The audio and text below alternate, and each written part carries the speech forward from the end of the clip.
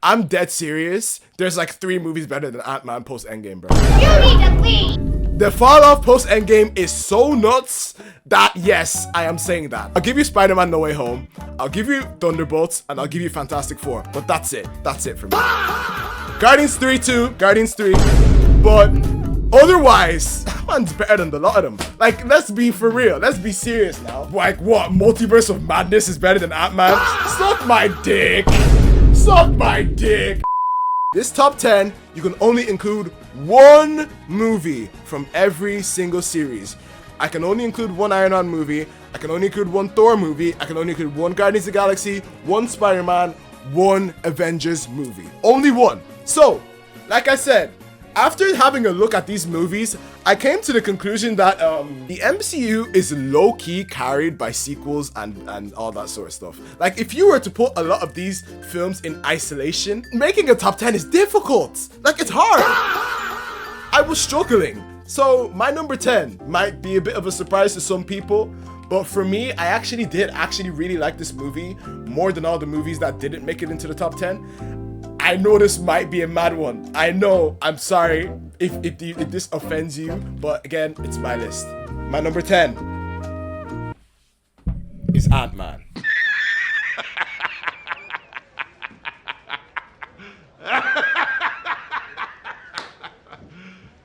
You serious? I know.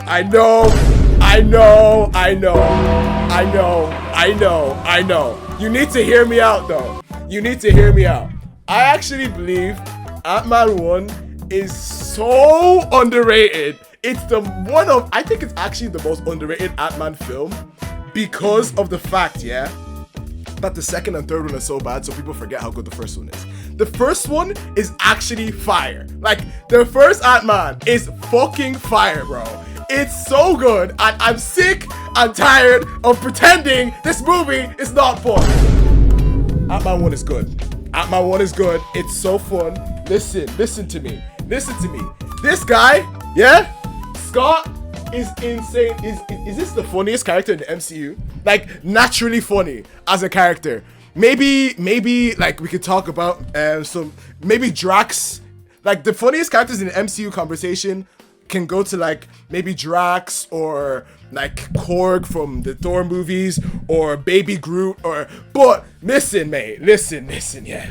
Scott is literally the funniest dude. Like, he's so funny and his character is so funny, and this movie is actually so much fun. I think his performance, Paul Rudd's performance as Scott Lang is actually so much fun.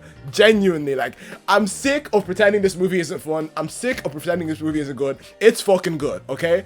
Now, it's not just the fact that Paul Rudd's performance is that good. This dynamic, this Hank Pym and Scott on screen, cinema. They hate because Hank hates Scott so much. He hates his guts. He hates everything he stands for. He hates him so much, and the way that Michael Douglas portrays playing what's his name, Hank Pym, like it's oh mate, like it's actually fun. Like, it's one of the most fun movies. I remember watching Ant-Man in theaters, the very first one in 2014 when it came out. This was such a fun experience in the movies. Not just because of this dynamic, but because of the other side characters also. Like, this crew, Luis and his other friends, these guys are so fucking funny, bro. They are so funny, and it's actually genuinely like one of the funniest MCU movies ever. Ant-Man 1 is so good. It's such a good comedy movie, but it also has a really good premise with the power. I think the shrinking power, obviously, you know, you get me, what's her name? The Wasp? Hope Van Dyne, she's pretty cool too. I think the way she hates him, not as much as her dad hates him, but she hates him a lot, and it's really funny and it's really cool. But listen, the thing that actually brings this movie together for me is actually the way that they use the shrinking powers. Now, before we talk about the shrinking powers, I do have to get the elephant out of the room. The worst part of the movie is the villain. he's really he's just shit. Like he's just the most generic. I'm gonna steal the Krabby Patty formula. Except he's like Plankton, but if Plankton was shit, basically. And if the Krabby Patty formula was the Pym particle, this guy is Plankton. But the difference is Plankton is actually cool and funny, but this guy, what's his name?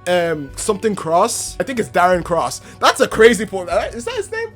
I haven't watched Ant-Man 1 in years, but I think his name's Darren Cross. He's just a bit of a shit villain, basically. He's just, I'm the evil Ant-Man, basically. Like, I actually think the best thing in this movie is the representation of Ant-Man himself.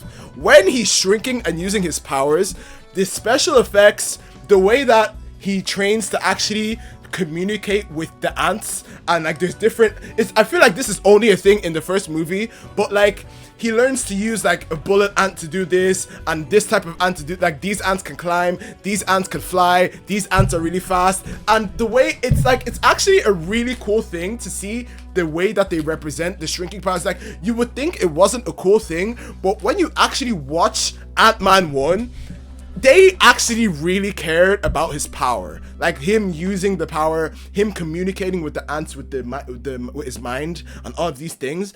It was actually done so well, and I think that's the thing that people forget. People just think it's this goofy movie with the guy that shrinks and goes big, but it's actually way cooler than you would think it is, and that you remember it is. And I implore you to go rewatch Ant-Man because it's actually pretty fun. Like it's actually really fun, and it's actually pretty good. Like it's better than, listen. Think about post-Endgame MCU. Think about the MCU post-Endgame. Is Ant-Man not better than everything that they've released after Endgame? What? No, it's not. The answer is no. The answer is no, but it's close. I'd say there's only like post-Endgame, there's like 3 movies better than Ant-Man, bro. It's not even, I'm dead serious. There's like 3 movies better than Ant-Man post-Endgame, bro. The fall off post-Endgame is so nuts that yes, I am saying that. It is actually better than a lot of those movies. Like what? Multiverse of Madness is better than Ant-Man? Suck my dick. Suck my dick, nigga. Look, I'll give you Spider-Man No Way Home, I'll give you Thunderbolts, and I'll give you Fantastic Four, but that's it for me. Guardians 3 too, Guardians 3, but otherwise, man's better than a lot of them. Like, let's be for real, let's be serious now. Let's be serious. It's better than the Marvels, it's better than Eternals, it's better than Captain America Brave New World. Like, think about the movies that actually came out after Endgame, bro. It's crazy. It's nuts. It sounds like a crazy thing until you look at a list of the movies that came out after Endgame. You're like, hold on a minute. Guardians 3 is better. No Way Home is better. Fantastic Four and Thunderbolts are better. But it's better. It's better than, literally, it's number 5. It's literally number 5. It's not cap. It's not cap. It's not cap. Look at the list. I'm dead serious, bro. But yeah, the representation of the ant powers were really, really cool.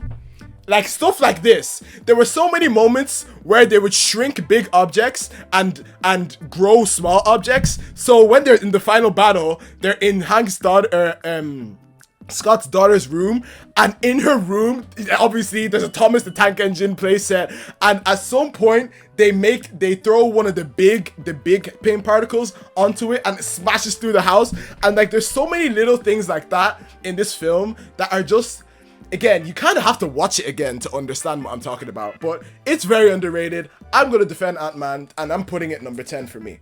My final verdict is Ant-Man is number 10 in my top 10 MCU films. Yes, we're starting off controversial, but you know what? It's my fucking list, bitch. You can suck my dick. Suck my dick, bitch.